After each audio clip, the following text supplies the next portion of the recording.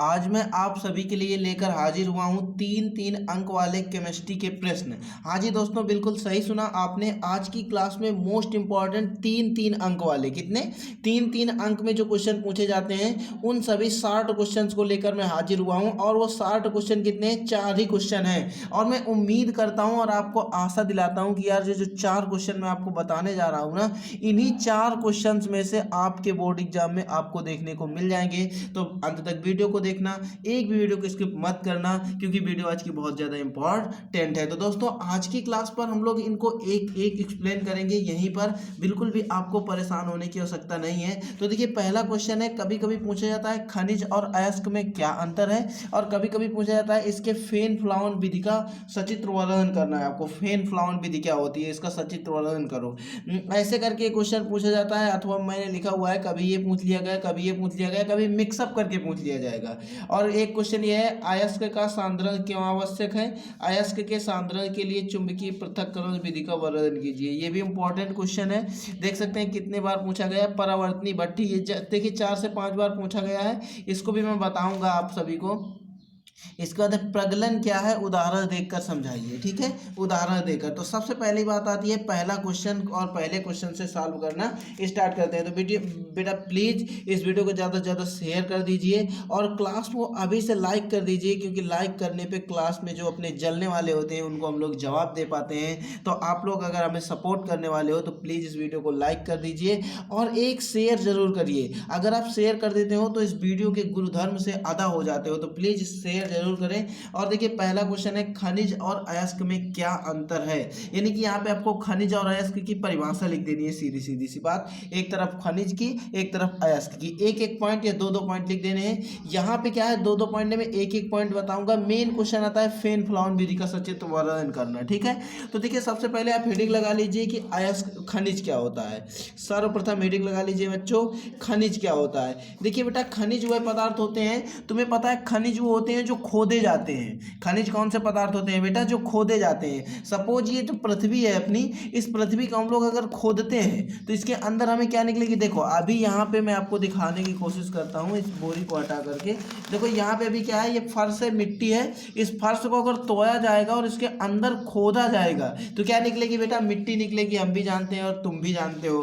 ठीक है, तो वो मिट्टी क्या हो गई, वो खानों से निकली है तो वो खनिज हो गई। क्या हो गई बेटा? खानों से निकली है, मतलब वो मिट्टी कैसी हो गई? खनिज हो गई। तो मतलब आप बोल देंगे ऐसे पदार्थ या ऐसे तत्व जो पृथ्वी के नीचे खानों में पाए जाते हैं उन्हें खनिज कहा जाता है। क्या बोल देंगे बेटा?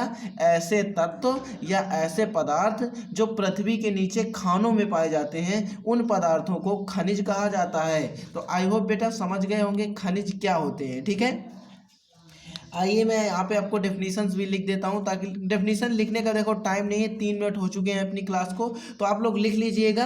देखिए मैंने क्या बताया, जो पृथ्वी से क्या करते हैं, जो तत्वों को यहाँ पे लिखेंगे, जो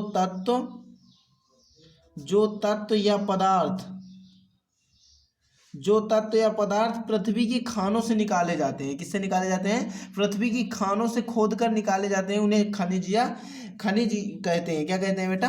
खनिज कहते हैं। अब बात करते हैं अयस्क क्या होते हैं। किसकी बात करते हैं? अयस्क क्या होते हैं? अयस्क। अब देखिए ये क्वेश्चन एक साथ पूछे जाते हैं तो इसका मतलब है कि ये दोनों क्वेश्चन एक तरह से मिलते जुलते होंगे। तो अब बेटा ये बात ये आती है कि ये अयस्क की डेफिनेशन क्या होगी। तो इसके लिए देखो आपने अभी अभी खनिज समझा, और खनिज में क्या समझा कि जो पदार्थ या तत्व पृथ्वी के अंदर से खोदकर निकाले जाते हैं उन्हें खनिज कहते हैं। अब मुझे ये बताइए कि सपोज करो ये पृथ्वी है और मुझे इसमें खोदना है लोहा। क्या खोदना है बेटा?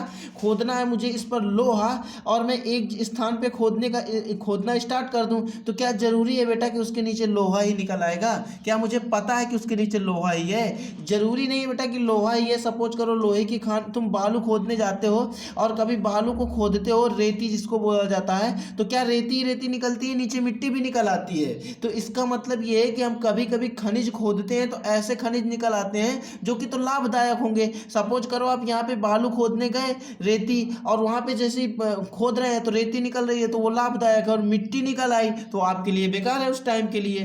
तो जो लाभदायक पदार्थ होते हैं, जो खनिज हम खोदते हैं, ऐसे खनिज जिन्हें प्राप्त करने से, जिनका निष्कर्षण करने से सरल और आर्थिक रूप से मतलब हर तरह से लाभदायक हो, वो क्या कहलाते हैं? अयस्क कहलाते हैं। है खनिज ही, है खनिज ही, लेकिन क्या है कि कुछ खनिज बेकार टाइप के होते हैं और कुछ खनिज अच्छे टाइप के होते हैं। तो अच्छे टाइप के जो खनिज होते हैं उनको अयस्क कहते हैं। तो आप लोग इसमें एक अयस्क में लिखेंगे वे खनिज जिनमें धातुओं का निष्कर्षण सरल रूप से लाभदायक हो। किस रूप से?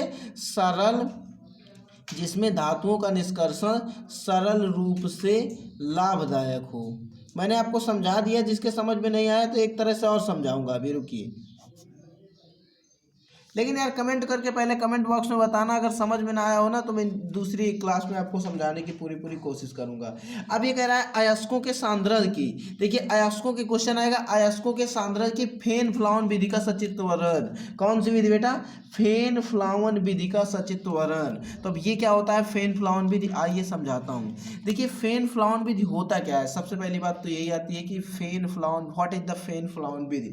तो बेटा फेन फ्लाउन विधि ऐसी होती है कि देखिए सपोज आपको मैंने बताया अभी अभी आपने खनिज और अयस्क निकाले और उसमें आपको लोहा निकला, तो क्या वो लोहा पूरी तरह से परिपूर्ण निकलेगा? उसमें कुछ ना कुछ अशुद्धि मिली होगी। क्या मिली होगी? अशुद्धि मिली होगी। अरे सपोज इस पेन को मैं पृथ्वी पर गाड़ देता हूं और फिर ये धूल वाली मिट्टी पे फेंक देता हूं, तो क्या इसमें धूल चिपक नहीं आएगी? क्या वही कहलाती है अशुद्धि। क्या कहलाती है बेटा? अशुद्धि कहलाती है। तो यहाँ पे हम लोग क्या करते हैं इस विधि में, ये जो विधि होती है इस अशुद्धि को अलग करती है। क्या करती है? ये अशुद्धि को अलग करती है। तो इस विधि को हम लोग फेन फ्लाउन विधि बोलते हैं। तो इसमें जो भी मतलब कि बेकार टाइप की अशुद्धियां होती हैं उसमें इसको हम क्या करते हैं, एक टप लेते हैं। ये विधि है एक टप की है, उस एक टप लेते हैं और ये भिगोने की प्रवृत्ति पर निर्भर करती है। मतलब ये भिगोती है, भिगो करके और उसमें हम क्या करते हैं चीड़ या तेल का तरपीन, चीड़ या तरपीन का तेल डाल देते हैं। क्या करते हैं? चीड़ या तरपीन का तेल डाल देते हैं और एक उसमें नली लगा देते हैं ऐसे करके, और उससे वायु प्रवाहित करते हैं। जब वायु हम लोग प्रवाहित कर देते हैं तेजी से, तो जो अशुद्धि होती है वो नीचे बैठ जाती है और जो मेन पदार्थ होता है, जिसको मेन चीज है, वो ऊपर फेने के रूप में आके उतराने लगता है। जैसे सपोज करो ये आपके घर का टप है। इस विधि को मत समझिए, इसे समझिए कि ये एक टप है। ये सपोज करो एक टप है, ठीक है, ये रहा एक टप, ये मैंने एक टब बना दिया। अब क्या है मैंने बताया इस टब में हम लोग क्या करते हैं चीड़ या तरपीन का तेल फुल भर देते हैं। यहाँ पे सपोज करो चीड़ या किसी ऑयल को हम लोग ऑयल को यहाँ पे फुल भर दिया। भरने के बाद क्या करेंगे, सॉरी यार यहाँ पे थोड़ा गलती कर दी मैंने। भरने के बाद हमें नली भी लगाना होता है। अब देखो जब नली लगाएंगे, भर देते हैं सबसे पहले, फिर नली लगाते हैं। तो जैसे ही नली लगाते हैं तो नली पूरी तरह से क्या होती है, बंद होती है। कैसी होती है? बंद होती है। यहाँ पे तो हम बंद नहीं कर पाएंगे, बंद होती है नली ऐसे। तो बीच में मतलब तेल नहीं आता, क्योंकि ये नली जहां से अंदर जाएगी तो ये अगल बगल घुस जाएगी। जैसे ये पेन है, अब इस पेन को मुझे, ये पेन पूरी तरह से इधर से पैक है, तो अब इस पेन को मुझे द्रव में डुबोना है, तो ये जहां जाएगा तो द्रव को हटा देगा और अपना स्थान घेर लेगा। इसी प्रकार ये नली है, तो इस नली में हम लोग क्या करते हैं, इस नली से हम वायु प्रवाहित करते हैं। क्या करते हैं? वायु प्रवाहित करते हैं। सबसे पहली बात, इसमें हम लोग क्या करते हैं, एक टब बना लेते हैं, इसमें जल तथा तेल दोनों को मिक्स करते हैं और भर देते हैं। किसको? जल तथा तेल इसमें मिक्स करके भर देते हैं। फिर इसके बाद क्या करते हैं, जो अशुद्धि होती है, मतलब कि जो हम लोग अयस्क को निकालते हैं, उस अयस्क को क्या करते हैं, इसमें डाल देते हैं। डालने के बाद यहाँ से वायु प्रवाहित करते हैं। जब वायु प्रवाहित करते हैं तो यहाँ पे नीचे तली में जो अशुद्धि होती है छूट छूट के, अब सपोज करो आपने इस पेन को नीचे डाल दिया, इस पेन को पृथ्वी में डाल दिया। पृथ्वी में डालने के बाद इस पेन को आपने बाहर निकाला।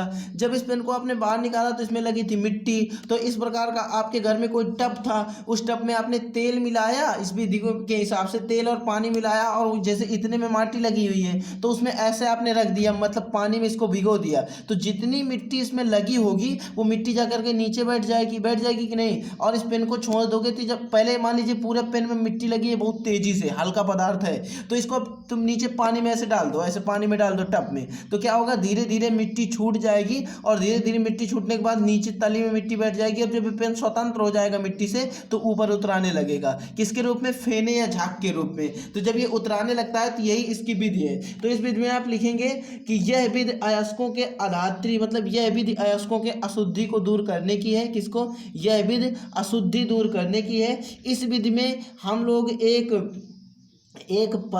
किस पर मान लीजिए कोई भी एक टब को इसको नाम दे देते हैं। ये भिगोने की प्रवृत्ति पर निर्भर करती है। किस पर बेटा? ये भिगोने की प्रवृत्ति पर निर्भर करती है। और इसमें बारीक पिसे हुए अयस्क को, किस पर, बारीक पिसे हुए अयस्क को जल और चीड़ का, या तो जल या तो चीड़ का, चीड़ या तरपीन, ठीक है, चीड़ या तरपीन का तेल जल में मिला लेते हैं और मिश्रण को उसमें भर देते हैं। जो हमारा बर्तन होता है उस बर्तन में भरने के बाद उसे ऊर्ध्वाधर, ये जो ऊर्ध्वाधर नली है इसमें वायु प्रवाहित करते हैं। जैसे ही वायु प्रवाहित करते हैं तो ये अशुद्धि क्या होती है, नीचे बैठ जाती है और हमारा ये जो मेन पदार्थ होता है वो फेने या झाग के रूप में ऊपर उतराने लगता है। तो इसमें आप लिख देंगे यह विधि अयस्कों के तरल पदार्थ को भिगोने की प्रवृत्ति पर निर्भर करती है। किस पर निर्भर करती है, भिगोने की पर। मैंने बताया ना, पेन को डाल देंगे तो क्या होगा, भीगेगा तभी जाएगी। तो ये सबसे पहली बात, ये किस पर डिपेंड करती है, ये भिगोने की प्रवृत्ति पर निर्भर करती है, ठीक है। तो यहाँ पे लिखेंगे यह विधि तरल पदार्थों के भिगोने की प्रवृत्ति पर निर्भर करती है। इसमें चीड़ या तरपीन का तेल के साथ जल को मिलाकर भर देते हैं। जल को मिलाकर भरने के बाद इसमें लगी ऊर्ध्वाधर, यही लिखना है आपको, लगी ऊर्ध्वाधर नली से, किस पे, लगी ऊर्ध्वाधर नली से वायु प्रवाहित करते हैं, जिससे अशुद्धि क्या होती है, हमारी अशुद्धि नीचे बैठ जाती है और हमारा जो पदार्थ होता है वो ऊपर झाग के रूप में उतर आने लगता है, मतलब कि फेने की तरह ऊपर आके सिमट जाता है। अब सपोज करो ये पेन में मट्टी लगी है, अब इस पेन को नीचे डाल के इसमें अगर तेजी से हवा मारी जाएगी तो जो पानी होगा, लहरें जो होगी इस पर ज़्यादा लगेंगी ऐसे ऐसे करके, तो इसकी मट्टी जल्दी छूट जाएगी।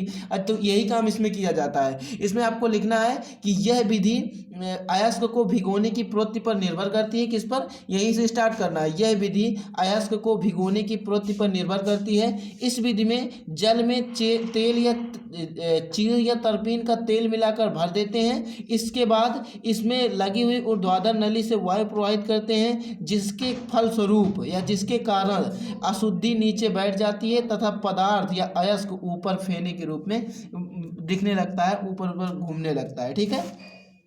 अब इसके बाद नेक्स्ट क्वेश्चन है, नेक्स्ट क्वेश्चन आते हैं, इसको आप लिख लीजिएगा। जो मैंने थ्योरी बोली है वही थ्योरी आपको लिखना है। क्या लिखना है, यह विधि अयस्कों के भीगने की प्रवृत्ति पर निर्भर करती है। इस विधि में जल के साथ तेल मिलाकर, यही लिख सकते हैं, जल के साथ चीड़ या तरपीन न याद रहे तो जल के साथ तेल मिलाकर भर देते हैं और इसमें लगी हुई ऊर्ध्वाधर नली से वायु प्रवाहित करते हैं, जिससे अयस्क में लगी हुई अशुद्धि नीचे बैठ जाती है तथा जो अयस्क होता है ऊपर फेने के रूप में दिखाई देने लगता है। बस इतना लिख देना है बेटा, ठीक है। अब इसके बाद बोल रहा है अयस्क का सांद्रण क्यों आवश्यक है, बोल रहा है। नेक्स्ट क्वेश्चन है अपने पास, देख सकते हैं यहाँ पे, कह रहा है अयस्क का सांद्रण क्यों आवश्यक है, अयस्क के सांद्रण की चुंबकीय पृथक्करण विधि का वर्णन कीजिए। तो सबसे पहली बात, अयस्क का सांद्रण क्यों आवश्यक है, सही बात है ना, ये भी बात सही है। सपोज करो यार आपको यहाँ से ये अगरबत्ती दिख रही है आपको, इस अगरबत्ती से मैंने एक दिन और दिखाया था इसे, ये अगरबत्ती दिख रही है, इस अगरबत्ती के जो ऊपर पदार्थ लगा हुआ है ना, ग्रेफाइट, इस पदार्थ को आपको क्या करना है, निकालना है पृथ्वी से, ठीक है, पृथ्वी से निकालना है। और ये मिट्टी, इसको भी निकालना है, इसी जो लकड़ी लगी हुई है। तो इसको आपने खोदा, ठीक है, इसको आपने खोदा तो इसमें जो अशुद्धि मिली होगी, इसमें जो अशुद्धि मिली होगी इसको तो हटाओगे यार। ये गंदी अगर होगी तो क्या है, जल पाएगी, अगर इसमें ये गंदी होगी तो क्या जल पाएगी, नहीं जल पाएगी ना बेटा। तो मेन बात वही है कि अयस्कों का सांद्रण करना इसलिए जरूरी होता है, यहाँ पे लिखेंगे अयस्कों का सांद्रण करना इसलिए आवश्यक होता है क्योंकि उनमें जो मिली हुई अशुद्धि है उसको अलग कर लिया जा सके, पृथक कर लिया जा सके, और जो अयस्क हमें प्राप्त करना था उसे हम प्राप्त कर पाएं, इसलिए अयस्कों का सांद्रण करना आवश्यक होता है। तो आप लोग लिखेंगे अयस्कों का सांद्रण करना क्यों आवश्यक है, अयस्कों का सांद्रण करना इसलिए आवश्यक है क्योंकि अयस्क में जो अशुद्धि मिली होती है उस अशुद्धि को हम दूर कर पाएं, इसलिए क्योंकि उस अशुद्धि को हम दूर कर पाएं इसलिए सांद्रण करना आवश्यक होता है। अब यही क्रिया होगी बेटा, जैसे कि सपोज करो इसको आपको, ये तिली को आपको मिट्टी से निकालना है तो इतनी जितनी यहाँ पे ये पदार्थ लगा हुआ है इतनी मिट्टी लग जाएगी, उसमें क्या लग जाएगी, इसमें जब आप नीचे से निकालोगे तो इतनी मिट्टी इस पे लगी होगी। तो अब बताओ तुम्हें हो सकता है इस लकड़ी की और ये मिट्टी लगी हुई है तो क्या ये लकड़ी निकल पाएगी, इसको हटाना पड़ेगा। अगर इस लकड़ी की हो सकता है तो इसको हटाना जरूरी इसलिए है क्योंकि आपको जरूरत इसकी है। मतलब कि आप लिखेंगे अयस्कों का सांद्रण इसलिए आवश्यक है ताकि, अयस्कों का सांद्रण इसलिए आवश्यक है ताकि इसमें मिले हुए जो अपद्रव्य हैं उनको हम लोग गैंग या अधात्री कहते हैं। ये बात याद रखिएगा, कभी कभी क्वेश्चन पूछ लिया जाता है कि गैंग या अधात्री क्या है, गैंग या फिर अधात्री। तो गैंग या अधात्री क्या है, तो आप लोग बोल देंगे कि अयस्क में जो अपद्रव्य मिले होते हैं, अयस्क को जब हम खनिज से निकालते हैं, खानों से निकालते हैं, तो उसमें जो अपद्रव्य मिले होते हैं उन्हें गैंग या अधात्री कहते हैं। और इन गैंग या अधात्री को दूर करना अति आवश्यक होता है। क्यों आवश्यक होता है ये भी एक और मैं बता दूं, क्योंकि इसमें बहुत सारे अपद्रव्य मिले रहते हैं। क्या क्या होते हैं, क्योंकि इनमें से बहुत सारे अपद्रव्य मिले रहते हैं और जब धातु का निष्कर्षण करते हैं तो इस गैंग या अधात्री को पृथक करना आवश्यक रहता है। मतलब ये जो गैंग या धात्री लगा होता है, जो अशुद्धि लगी होती है, इसको मतलब हटाना आवश्यक रहता है। कुल मिला के हमें हटाना ही होगा। अगर जो आप समझ सकते हैं यार कि जो हमें वस्तु चाहिए वो नहीं मिल रही है, उसमें कोई कचरा लगा है तो उसे हटाना ही होगा। सपोज करो ये मेरा रूम है, इस रूम में एक कचरा पड़ा है तो मैं इसको फेंक दूंगा भाई, ऐसी बात है, क्योंकि मैं इस कचरे को थोड़ी ना पसंद करूंगा, मुझे अपना रूम चाहिए, रूम से मतलब है। तो आप समझ चुके होंगे कि अयस्क का सांद्रण करना क्यों आवश्यक है। ठीक है, आप अपने हिसाब से लिख दीजिएगा। अयस्क का सांद्रण करना इसलिए आवश्यक है क्योंकि इसमें विशिष्ट प्रकार के अपद्रव्य मिले रहते हैं। क्या मिले रहते हैं? अपद्रव्य मिले रहते हैं, जिन्हें विशेष प्रकार के अपद्रव्य मिले रहते हैं, जिन्हें हटाना, जिन्हें गैंग या अधात्री कहते हैं, जिन्हें हटाना अति आवश्यक होता है। बस इतना लिख देंगे। अब कह रहा है सांद्रण के चुंबकीय पृथक्करण विधि का वर्णन करिए। तो देखिए ये चुंबकीय पृथक्करण विधि, तो इस विधि से पता चल रहा है आपको कि जो विधि होगी ये यहाँ पे, ये जो विधि होगी ये चुंबकीय प्रवृत्ति पर निर्भर करेगी। क्या निर्भर करेगी? ये विधि चुंबकीय प्रवृत्ति पर निर्भर करेगी। अब कोई भी खनिज है, कोई भी खनिज को अगर तुम लोग निकालोगे तो उस पर क्या होगा? अयस्क होगा, जो मेन मतलब मेन चीज होगी, और उस अयस्क में कुछ ना कुछ अशुद्धि मिली होगी। अयस्क, उस अयस्क में क्या होगा? कुछ ना कुछ अशुद्धि मिली होगी। ठीक है, तो अब देखिए या तो अशुद्धि चुंबकीय प्रवृत्ति की हो या तो फिर आपका अयस्क चुंबकीय प्रवृत्ति का हो, तब इस विधि का आप उपयोग कर सकते हैं, अन्यथा आप नहीं कर सकते हैं। देखिए कह रहा है क्वेश्चन कि चुंबकीय पृथक्करण विधि का वर्णन कीजिए। तो चुंबकीय पृथक्करण विधि किस पर निर्भर करती है? चुंबकीय प्रवृत्ति पर निर्भर करती है। किस पर निर्भर करती है बेटा? चुंबकीय प्रवृत्ति पर निर्भर करती है। तो सबसे पहली बात आप बोल देंगे यह विधि चुंबकीय प्रवृत्ति पर निर्भर करती है। किस पर निर्भर करती है? यह विधि चुंबकीय प्रवृत्ति पर निर्भर करती है। और यह विधि उन पदार्थों पर, उन तत्वों पर लगाई जा सकती है जिसके अयस्क चुंबकीय प्रवृत्ति की हो या फिर अशुद्धि चुंबकीय प्रवृत्ति की हो। अगर अयस्क या अशुद्धि में से कोई एक भी चुंबकीय प्रवृत्ति का है तो इस विधि का प्रयोग किया जा सकता है, और इस विधि से भी हम लोग क्या कर सकते हैं? गैंग या अधात्री को हटा सकते हैं। ये चीज आपको लिख देनी है। ठीक है, अब इसके बाद यहाँ पे क्या है, इसकी जो थ्योरी है वो, इसकी जो डेरिवेशन है वो, सॉरी, इसका जो डायग्राम है वो कुछ इस प्रकार बनता है। एक बेल्ट लगी होती है, ऐसे ऐसे एक बेल्ट लगी होती है और दो पहिए लगे होते हैं इस पर, ऐसे करके। ये एक पहिया है और एक ये पहिया है। अब ये क्या है? इस एंटी क्लॉकवाइज ऐसे ऐसे घूमते हैं, ऐसे ऐसे। ठीक है, ये ऐसे घूमेगा ऐसे, और इसको मिला देते हैं। तो ये इसका डायग्राम हो गया। ये कैसी चुंबकीय ध्रुव है, यहाँ पे ये है चुंबकीय पदार्थ है, ये लगा हुआ है। तो ऐसे आप कर लेंगे, कोई दिक्कत नहीं है। यहाँ से चुंबकीय पदार्थ निकलता है, इसे ऐसे बना देंगे आप रोल टाइप का और कर लेंगे, मुझे उम्मीद है। ठीक है, अब देखिए यार हमारा जो वीडियो है वो बहुत सारा लॉन्ग चला गया। तो यहाँ पे अब मैं क्या करूँगा, देखिए परावर्तनी भट्ठी का आपको चित्र बनाना था, तो यहाँ पे देख सकते हैं कितना। देखिए मैंने आगे क्वेश्चन लिखा रखा है, प्रगलन क्या है स्पष्ट कीजिए। देखिए लिखा हुआ है वेरी मोस्ट इंपॉर्टेंट, इतने बार पूछा गया है। अब आप सोचते होंगे मैं फेक लिखाता हूँ आपको। अब देखिए अब टाइम हो चुका है तो मैं नहीं बताऊंगा। देखिए क्वेश्चन पूछा गया है 4 बार, ये देख सकते हैं परावर्तनी भट्ठी का नामांकित चित्र बनाइए। तो यहाँ पर मैंने लिखा है परावर्तनी भट्ठी का नामांकित चित्र और सन लिख दिया है। अब ये बताता कैसे बनाना है, लेकिन आप लोग अब कर लीजिएगा यार, क्योंकि मेरे पास भी अब ज़्यादा टाइम नहीं है। ठीक है, अब देखिए नेक्स्ट वीडियो में अगर ये प्रगलन क्या है ये आप आसानी से कर सकते हो। अगर नहीं समझ आ रहा प्रगलन क्या है, इसको कर लीजिएगा। नहीं समझ आ रहा तो कमेंट बॉक्स में बताइएगा, मैं नेक्स्ट क्लास में करवा दूंगा। यहीं पे वीडियो अपनी लॉन्ग हो गई। मिलेंगे नेक्स्ट क्लास में, तब तक के लिए जय हिंद।